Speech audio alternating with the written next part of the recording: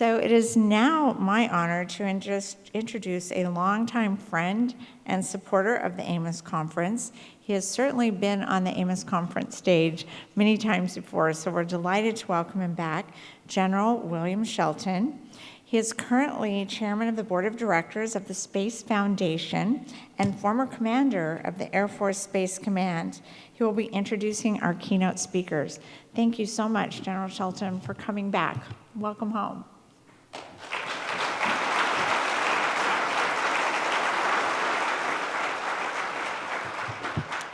Well, thank you to Leslie and to the Maui Economic Development Board. To Sandy Ryan, thank you particularly for all your help personally over the years as well. And congratulations to this conference for 20 years of excellent service as, no kidding, the preeminent conference on SSA in the world. Congratulations also to Jean out in the audience here somewhere. I saw her earlier. There she is over there. And to Paul and to Lori and to everybody else that has had such an impact on this conference over the years. Record attendance again this year. It's kind of like we have at the Space Symposium. Every year we set a new record, and as I said this year from the podium at the Space Symposium, there's a theoretical limit here somewhere, but we haven't found it. And we may find it someplace at this conference in the future. You know, it feels like a brand new day in space to me. Over these 20 years, so much has changed. You know, in 1999, we were partying like it was 1999, because it was. And any of you that didn't get that reference, you're way too young. But there are new threats, there's more traffic, there's just a huge dependence on SSA in the future as we look at all of these factors that are going to cause potential problems in space. You know, my favorite philosopher, Yogi Berra, said, by the way, John Shaw quoted Shakespeare, so I'm going to take the other end of the spectrum, and I'm going to go with Yogi Berra. But who would have thunk it? I mean, if you were looking back looking forward from 1999 and 20 years into the future, who would have predicted that we would have this much private investment coming into the space business? Launch, broadband, imagery, SSA sensors, it goes on and on. All this private investment rolling in. Nations would conduct, from 1999 looking forward, nations would conduct brazen ASAT tests. Small sats and CubeSats would come to the fore. Thousands of satellites predicted in low Earth orbit. Calls for new sensors. It calls for new methods. It calls for new regulatory framework. We've gone from what was really a very peaceful domain in the post-Cold War era to a very challenging domain going forward into the future. So we've got over 900 people gathered here to map that path for the future. And I hope over the next few days some of that action will start, and we will find a path toward the future that's a safe future for everybody to use space as it's intended. And I thank you for being here. You might know that I'm very, very passionate about this subject of SSAs, so I'm counting on all you youngsters to bring us through in a safe manner. General Armagno was supposed to be our first speaker, but she couldn't be here today. So we're privileged to have two gentlemen who are in the thick of things right now, certainly in the Department of Defense and reorganizations and getting prepared for that future. Major General John Shaw is the Deputy Commander of Air Force Space Command. He's a longtime space cadet, if you will. He's a distinguished graduate from the United States Air Force Academy. He majored in astronautical engineering with a minor in Russian. I majored in astronautical engineering, but there was no minor in Russian. He's got a master's degree in aeronautical and astronautical engineering from the University of Washington. As I said, he spent an entire career in the space business. He's commanded at the squadron group and wing level, had staff assignments in the Office of the Secretary of Defense, in the United States Strategic Command, and in the United States Air Forces in Europe staff. Brigadier General Tom James is the Space Defense Component Commander for the very, very newly created U.S. Space Command. He enlisted in the Mississippi National Guard, and he served in medical and special operations units. He got a bachelor's degree in molecular science at the University of Mississippi, University of Southern Mississippi, and went through the ROTC program there and became a helicopter pilot in the United States Army. Flew Apaches and Blackhawks, and I'm sure you trained in Hueys as well, so he's got at least 3 different helicopters. Maybe he'll tell us a little bit more about that. But he crossed over into the space operations business fairly late in his career, but he's got multiple deployments under his belt working space issues in the Middle East and also in Southwest Asia.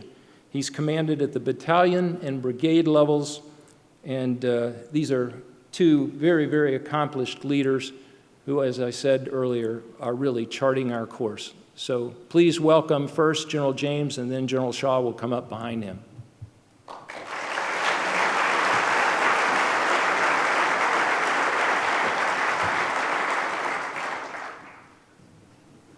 Mic check, can you hear me? Great, I'll set this one down. So the first thing I wanted to say is that amazing to be here. I heard of AMOS about 4 years ago, so I'm late to the game. And I've been trying like crazy to get here for 4 years because I've heard of what happens here. And we talk a lot about the capabilities that we have to have in place for space situational awareness for us to be able to operate in the space domain. But it's not just the capabilities in terms of hardware or algorithms and electronics that causes effect. Our real capabilities are in this room. It's the people. And so I feel really honored to have an opportunity to meet and intermingle with some of you in the last couple of days, and I look forward to continuing that association. I really appreciated Reverend Alika, and now Chaplain of AMOS Conference Emeritus, or his new title. Great words, tremendous. And I did not realize how blessed I would be, how refreshed I would be, and a little bit cleaner than when we started. So that's all good. And so he talked about anniversaries. This is the 20th anniversary of AMOS. 20 years ago was when I became an Army Space Operations Officer. And if you listen to what General Shelton said, I had a few jobs before that. And you're going, how's that possible? He's so young. How could he? Exactly, that's right. But I want to talk just a little bit about that because the way the Army does its Space Operations Officer development and recruitment, we have to serve up to the level of a captain. And for those of you that aren't that familiar with the Army's rank structure, that's about 6 to 8 years. And it could be a junior major, maybe 10 years into your career. So you've served in warfighting Army positions before you come into space. I participated in Desert Storm as an Aero Scout helicopter. We came a unit out of Germany, deployed to the desert, very terrain featureless environment. Our navigation was challenging, and we didn't have GPS. We didn't have any navigation systems other than a map and a compass and a clock. Difficult to navigate, but we had somebody that came by and left us 2 boxes, and they said, these boxes are awesome. They will tell you where you are. Sometimes. And sometimes they won't tell you at all, and sometimes it'll be wrong. And I'm like, great, that's really helpful. But we depended on those 2 systems for an entire Apache battalion. Think about that, in the desert to help determine where we are. And the reason it was part of the time was because the GPS constellation wasn't complete. I forget how many satellites were up, but we had significant windows where we couldn't use it. And I got a taste of using space assets in combat where people are trying to cause you harm, and you're trying to move fast in a complex environment, and what magic that brought to our ability to do our missions, and then have it taken away and have to go a few hours without it. I'm a huge believer in the importance of space capabilities in support of our military operations, and that's just a small microcosm. I mean, satellites impact us in such huge ways today. General Shelton talked to a lot of that. Our economic base, our way that we live our lives, the way that our militaries plan to fight for the U.S. and our coalition members. And so, incredibly strong believer in the role of JTF Space Defense and the new organizational structure for Space Command, which is, I think, designed around an inflection point that General Raymond talks to, the new commander for Space Command. That environment that General Shelton talked about of more satellites in space. We're more dependent on those capabilities to do the things that we need to do on the planet, the way that we plan to fight from the Department of Defense and our allies. Critical. But there's threats out there that realize how advanced we've become in our use of space capabilities. Two things from our adversaries that get to General Raymond's inflection point, potential adversaries, folks that have watched us as we've used space successfully and how we do our combat operations. And one, they say, we like that, we want to have that capability, and so they've built robust capabilities to provide them the same advantages that we enjoy from satellites, or at least on that path. But they've also determined that we need to look at ways to take that asymmetric advantage away from the Department of Defense, the U.S. military and our coalition and allies. And so that has caused us to come to a place where protecting and defending our capabilities on orbit incredibly important today. And that's why you see the stand-up of Space Command. I don't know if you had a chance to watch that. I was able to sit in the Rose Garden. It was extremely warm, sun shining on us, but what an incredible day. And we saw the President direct the Secretary of Defense to establish Space Command with two components, JTF Space Defense, one of those, Combined Force Space Component Command, another. Just real quick on those two organizational structures under Space Command. CIFSC is designed to continue to provide capabilities to our combatant commands, to our warfighters on the battlefield, to our coalition members. And it's also our inject place for coalition to be part of our organizational construct. It's hugely successful. We've had a deputy that's fully integrated into how we do our space operations currently from Britain. We've had one from Canada. We'll continue to integrate coalition members into how we operate out of the CIFSC into the future. JTFSD has the mission of protecting and defending our own orbit assets. Spacecom stood up, and if you're familiar at all with the way that we structure our combatant commands, we have two types. One is geographical, and that is focused on, if you think Central Command, the Middle East, European Command, the Europe AOR, to help us focus in parts of the world, work with our allies and coalition members, and focus on particular adversaries. And then we have functional combatant commands. Think Cyber Command, Transportation Command. When Spacecom stood up, it was just intuitive to me that that would be a functional command. Although we made a strong argument for why it should be a geographical, and it was designated as a geographical combatant command. I'd ask you to think a little bit about that and get your head around that. What is the geographical combatant command? Where's the geography that we're responsible for? And its impacts across the globe, but it's really the new area of responsibility identified in our Unified Command Plan of space as an area of responsibility that we work to do that protect and defend mission at.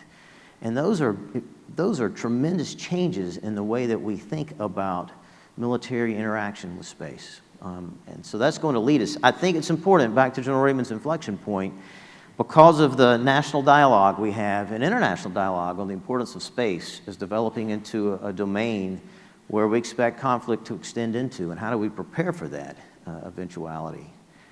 That national dialogue with senior leaders, civilian and military, the changes we've seen in our organizational structures, the idea of protecting and defending and understanding the threats that are out there and developing quickly, leads us to a place that's really going to push in more urgency and more seriousness than we have before of space situational awareness as it shifts into this idea of space domain awareness, and how does it support that domain of potential conflict. As you go through this conference, I'd ask you to think about a couple of things, themes, if you will. One is that idea of transitioning the idea of space from the way we've thought about it as a fairly benign environment to one of potential conflict. How do we develop the structures that we need in place to address space as a warfighting domain? And that's a tough problem set. I will tell you, in the last 2 days that I've been here, and I'm so glad I was able to be at AMOS, because I've heard a lot of great discussion that says a lot of you have your minds around that now and are moving in that direction, but there's so much more work that we've got to do. That has to happen without any degradation to the foundational work that we do today in space situational awareness, and think space traffic management and the role that the Department of Commerce is picking up to ensure that we have a safe environment that is prosperous to our economic development and to putting our systems in space, and that we understand that those investments are going to be protected and beneficial. So we have to do both at the same time.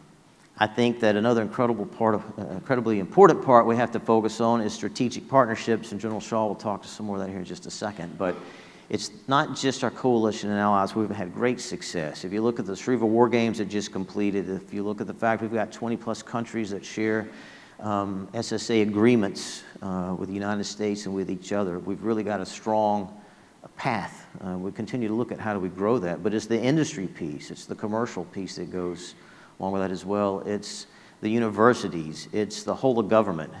We talked about commerce, you talked NOAA, NASA, State Department.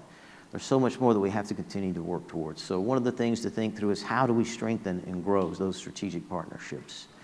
I think we also talk about innovation, and I think we've got a lot of great thought that we've seen out here from our young people. I think that's great, but understanding all of that occurs only if we can understand the warfighting domain in space in a way that gives us the type of information that we can make useful as we look at protecting and defending our assets there. The last thing I'd leave you with, and let me tell you, I got about 2 hours more stuff I want to talk to you about, but I'm seeing lights flashing. I think it's time for me to go, is where we want to be at an end state, in my opinion, and how we look at space as a domain that needs to be protected and defended as a warfighting domain, is that our mission statement for SpaceCom is to deter. Our first going-in position is we want to deter conflict in space. And if we can't deter, then we're able to defend or defeat an adversary. That only occurs if you are in a position of strength. And so when an adversary believes that he wants to extend conflict into the space against the United States and our allies, that when they look into the heavens and in that starry sky, they see strength, and they pause, and they say, hey guys, keep working on this problem set because this is a big advantage, we need to think about it, but not today, not today.